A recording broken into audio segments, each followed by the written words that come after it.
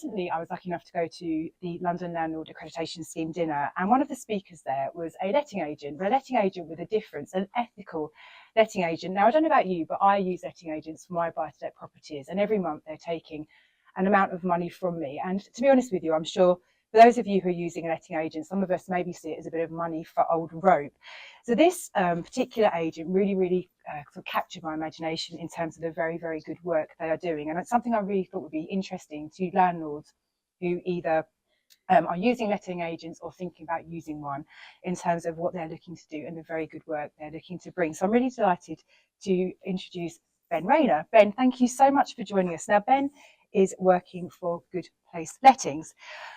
Ben, tell us a bit more about what it is you guys are doing. Yeah, sure. Well, thank you for having me here today. Pleasure. Anyway, we are trying to do a little bit of good in the lettings market. We want to try and find some good homes for some good people, and we're set up as a social enterprise. So all of our profit from the fees that we take from landlords will be reinvested into supporting people who are experiencing homelessness, or those who are on low income, into finding good homes and sustaining those tenancies. My experience previously has seen those on benefits really struggle to get a good look in.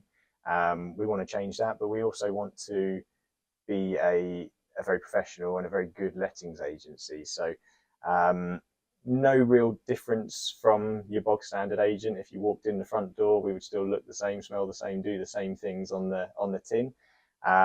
But we're also looking to find not only market level properties and rent out your normal one bed at market rate, but for those landlords who have got a portfolio or perhaps have inherited a property that's at a inconvenient part of London for you, then we'd like to take that on and let it out at a lower level to try and support someone into getting their first home and getting them some suitable accommodation. Yeah, it's amazing. So I think the way I kind of understand your business, and do tell me if I'm wrong, is that essentially Good Place has two arms to its kind of offering. So you're going to be taking rental properties and letting them out on normal market rents to, professional people, or, however that lands. Then there's a kind of secondary element, which is maybe the more kind of philanthropical part of the business, which is to take properties and maybe let them on a lower rental income to those people who are maybe struggling to afford rental property. And because you're based in East London, that's right. Yeah, where there's going to be a real mismatch between sort of LHA and also then the go on market rents in the area. Yeah, absolutely. We really want to make a difference in all parts of London, but East London works really well, because if we're going to do anything at a lower level, then what we would need to take it on at LHA rate. It's not too far away from the market level. Nonetheless, I think there's loads of room for improvement in agency, generally speaking. We will do everything in-house. Everything will be done from our Brick Lane office. There won't be anyone you need to speak to management over here or accounts over there. It will be one person taking it all the way through. So if you've got a one bed property where there's a mortgage on there and market rate needs to be hit, then we would absolutely take that on. We would do our utmost to find you the right tenant at the right price. But ultimately, if you're fortunate enough to have a property at a lower level, or without a mortgage on perhaps, or you've inherited something that's inconvenient, then we'd love to take that on at a lower level at LHA rate and try and help someone who's struggling to get access into the private rented sector. Yeah, it's really amazing. As I think for me as a landlord who's paying management fees to an estate agent, and I'm not debating that they should receive fees. Obviously, they're a business and need to, derive a revenue. But actually, to know then that's the sort of profit, as it were, was going to real good. And I understand that you guys are a social enterprise, and therefore with that comes a kind of requirement that you would not make profits. The profits need to be reinvested. So how does that really work? Yeah, absolutely. So our monthly management fee will be 12.5%. That's the only fee that we're charged. There won't be any setup costs in tenancy agreement or inventory or deposit registration. Just that flat rate fee will come out every single month, and we'll reinvest the profits from that into supporting people who are experiencing homelessness or on low income. And our aim really is to set up a tenancy support department.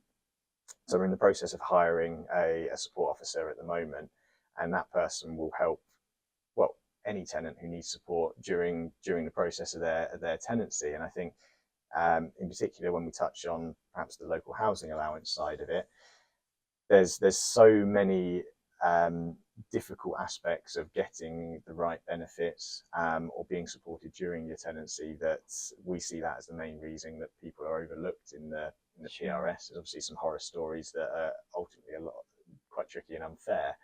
But that also being said, there could be someone who's feels like they're in a steady position with a job and a good salary, who suddenly you have a injury along the way, perhaps something bad goes wrong on your commute to work or whatever it might be. You cut your finger with a kitchen knife, you know. Here we are. Can't type it. Perfect example, right?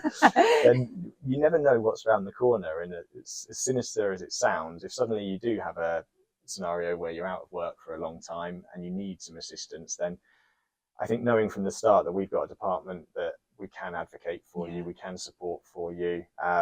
We don't want landlords experiencing loss of rent by any stretch of the imagination, and that's why that person can jump in, really solidify that relationship between the two, make sure that whoever it is entitled to the right amount of money each month, and supported, generally speaking. I think money is a very difficult topic for a lot of people, and not one you want to talk about, and then can be embarrassing at times in any stretch of the spectrum. So I think that support officer is someone who will be really key to our business moving forward in the manner we want, and that's a department we want to grow, and ultimately will allow us to do as much good as possible in the community. So it's an amazing concept, but it's not a new concept, is it? Correct, yeah. So as I understand it, you guys are owned by Homes for Good.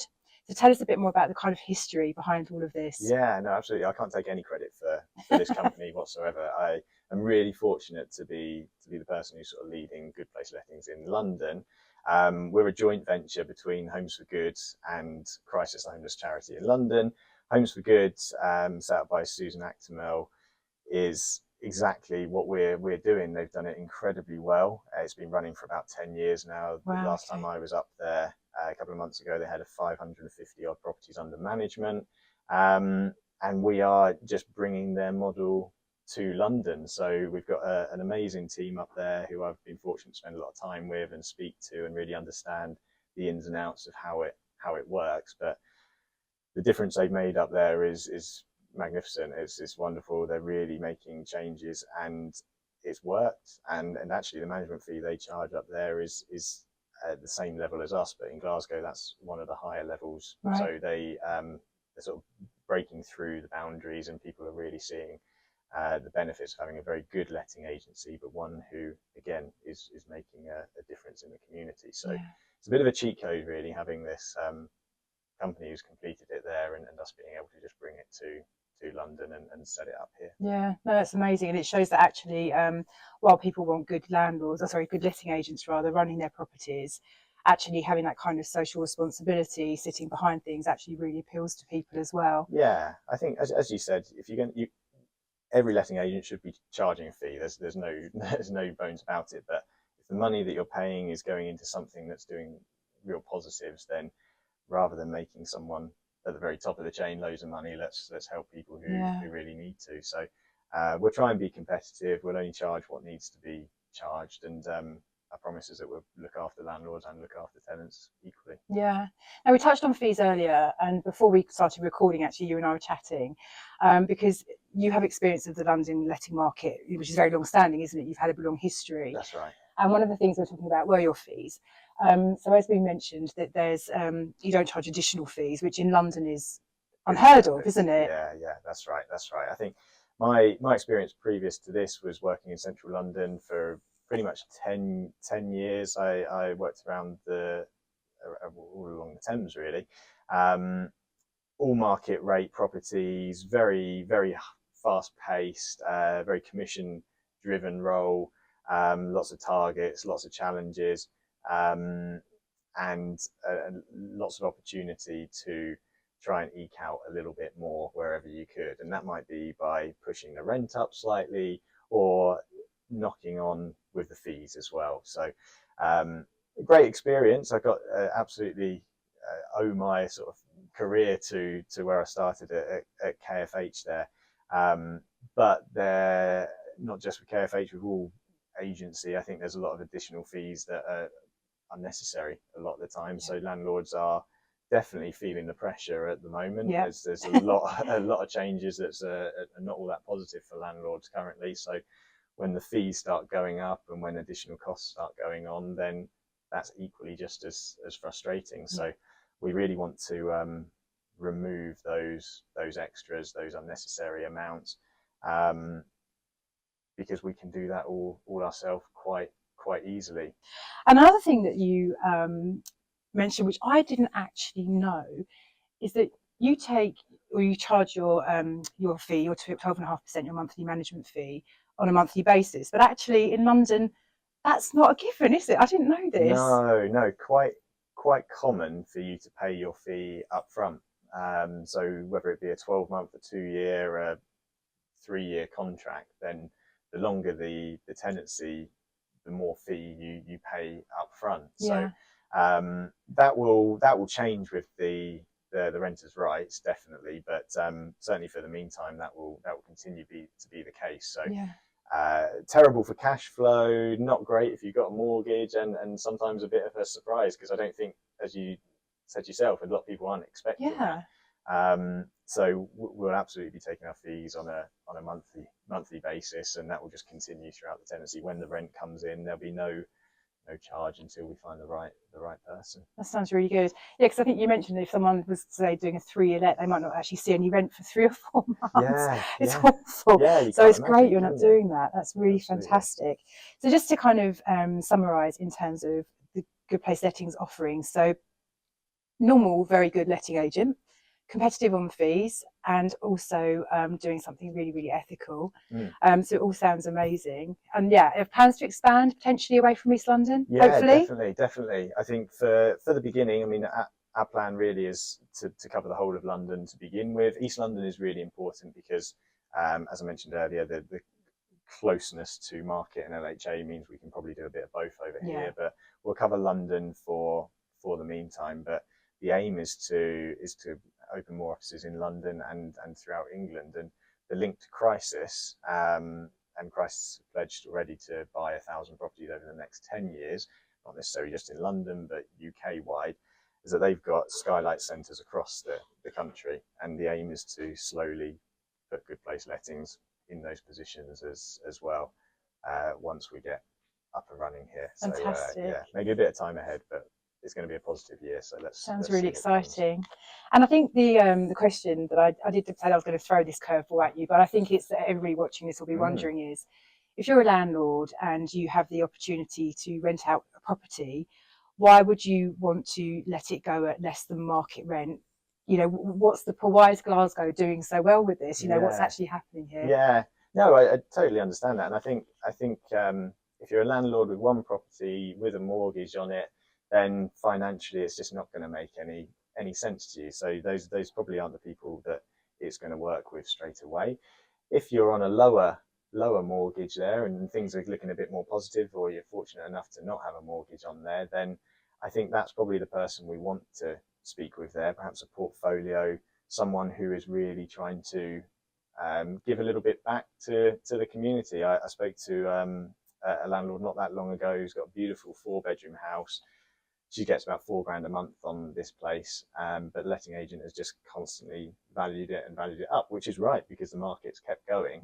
I just explained to her what we were doing, and actually she wants to keep hold of this house. She might retire and move back here, but the knowledge that she might be able to help a family who really want to make it a home and not just have students who come in every year, party in it, trash the place. She has to come down and paint it and sort it out every year, and actually just have someone in there long term.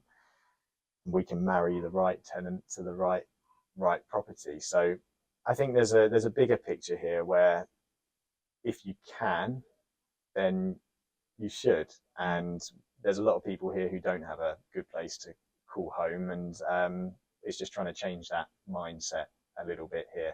Not going to happen overnight, and as you say, if we're suddenly talking about a £1,000 shift in your rent, that's a huge undertaking. But I think there's always this worry where landlords are going to leave the market and things are going to change. But I think the changes in mortgages over the past 5 years or whatever it's been, we've had the same fear that suddenly our market was going to disappear and we weren't going to have any landlords left. But people find ways. Yeah. They're industrial.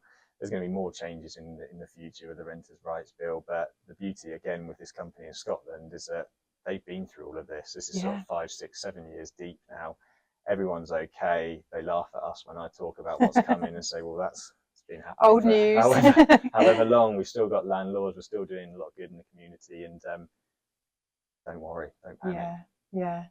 And so it would be remiss of me sitting here with a very experienced letting agent not to talk about the broader letting market just for a moment. Yeah. And you mentioned the Renters' Rights Bill, so let's start with that. Thoughts on it? You're obviously, people in Scotland aren't so worried about it or laughing about it a little bit, but generally, how are you sort of regarding the bill? Yeah, I mean, it's hard, isn't it? It's obviously massive change, massive differences, and there's worry around the Section 21. Yeah. And rightly so. You've got an air of thinking that you're losing control of your own property here. I mean, there's still a long way to go on this, and there's still a lot to come out in terms of how notice is going to work. Yeah. But I think rather than tying landlords in and tenants in and having these monthly rolling contracts here, I think that's a positive thing because, I mean, letting agents, generally speaking, are almost controlling the market and pushing these longer terms. And actually, you're finding that people are in longer term contracts being sort of forced into 2 or 3 year terms because they're bidding against 5, 6, 7 other people. And then down the line, suddenly you've got a fallout between the tenants or someone wants to leave, and then you've got the start up of a new tenancy because people have fallen out. I think this brings a bit more responsibility to the market. It puts everyone a bit more on a level playing field. Sure. And I think once we find out exactly what the plan is for notice, then it will just ease the picture. I mean, ultimately, the only thing we're going to lose here is if you decide that you don't like your tenant, you can kick them out. But actually, a lot of people, if they're going to leave the market, it's probably because they're going to sell or they're going to move back in, and that's going to be totally fine. So easy for me to sit here and say all of this, but I'm not so worried, and it's really easy to look at the way Scotland have handled it and how Good have handled it and know that there's points in place where we will survive. We will survive. We will see another year through. I hope so. Now, in terms of the kind of trends that we're expecting to see this year, so obviously rents have been increasing, which is going to be a real problem for some of the people you're really trying to help, but fundamentally that's what's been going on. Carrying on for the rest of 25? I mean, I saw it sort of slow down at 2024. I mean, our predictions every January, you look at that market and think, here we go, up again, up again, up again. But I would say 24, it's slowed down somewhat in the central London market. I think that will probably carry on. I suppose it also links in with mortgages a little bit. If people, I know I'm sat here desperately hoping, as everyone else is, that they might come down, and then maybe we can start looking at other options. And I think there's a whole lot of renters who probably want to leave this rental market and get on the property ladder as well. And you hang on another year and another year and another year.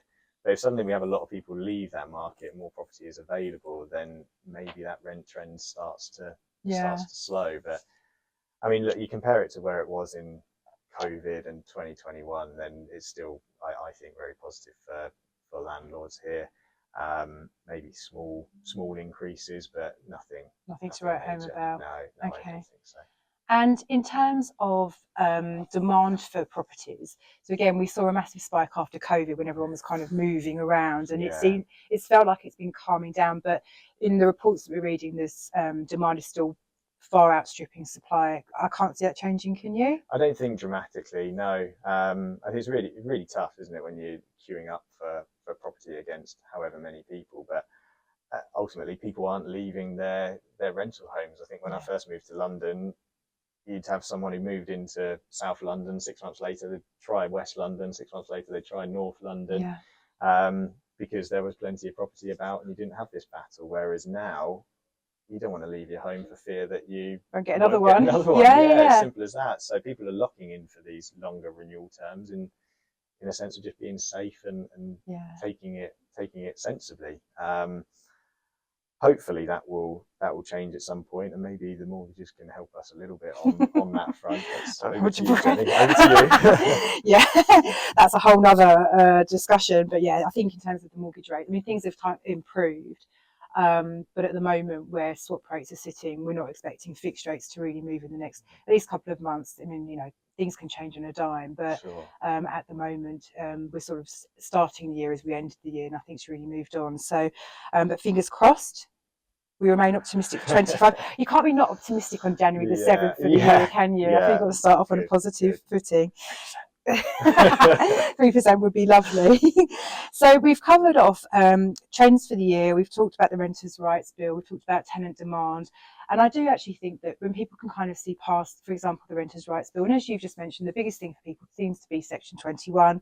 And we've also discussed the fact that actually people tend to want to stay in homes rather than be moving around every 5 minutes. So you could argue that one cancels the other out to some extent, at least. Sure.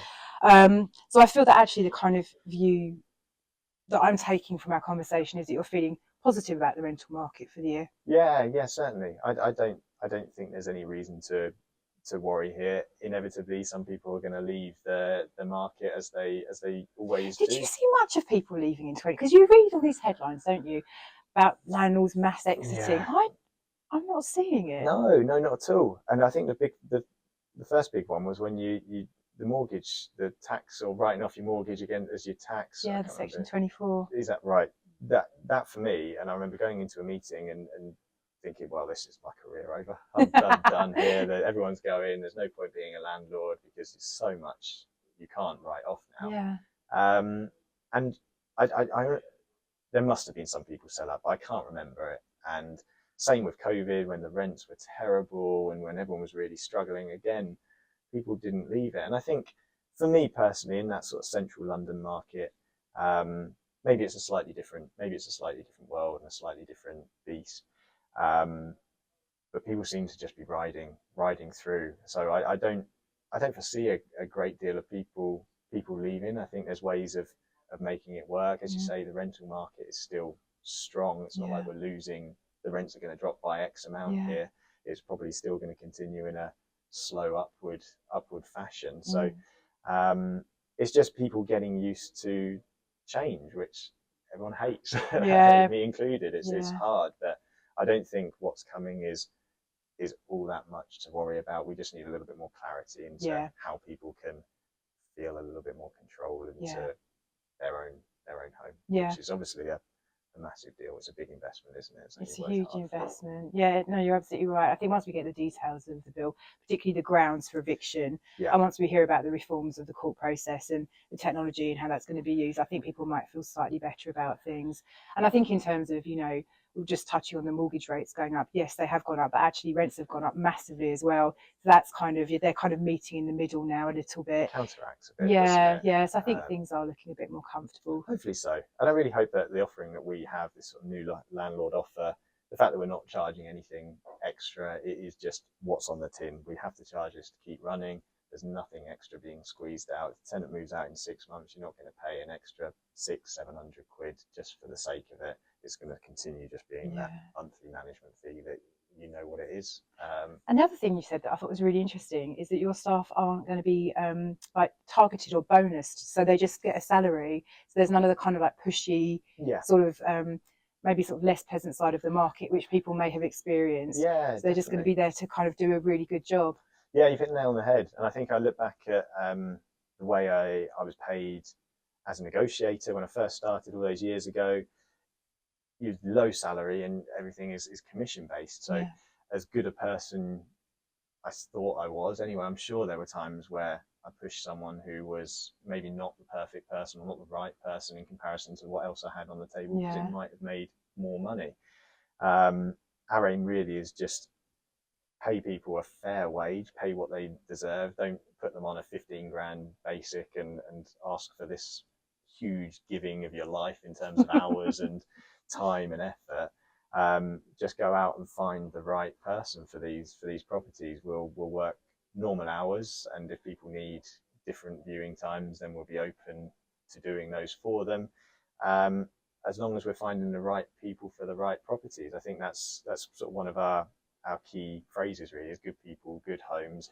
And it might not be the person who is a high-flying banker just because they earn X amount of money. They might not be the right person for the home. It might be someone who's on a lower salary, who is struggling to find the right property, but is planning on being there for 4, 5, 6, 7 years. And we'll be so pleased to have that home. They'll look after it as if it was theirs. Exactly that. So I think not having that commission and targeted side to the salary structure will be huge in allowing people to make the right decisions, and us really advising the landlords which way to go. Ultimately, we want the landlord to trust us and come to us, and I can confidently say that we really like this person, this is who they are, and we'll just spend a lot more time making sure we make those right decisions rather than trying to push someone in and move on to the next one and push in and move on to the next one, because we have these huge targets and commission is so important. I think it's wonderful. Ben, thank you so much. I do genuinely wish you all the best with Good Place Lettings. I really, really do, because I just think I think the offering sounds incredible, and the fact there's this kind of giving back element to it as well, which is it's really nice to hear. So I do wish you all the best. Thank you so much for joining us. No, you're welcome. It's been a pleasure to chat. I really appreciate all your enthusiasm towards it. Cheers, Jeni.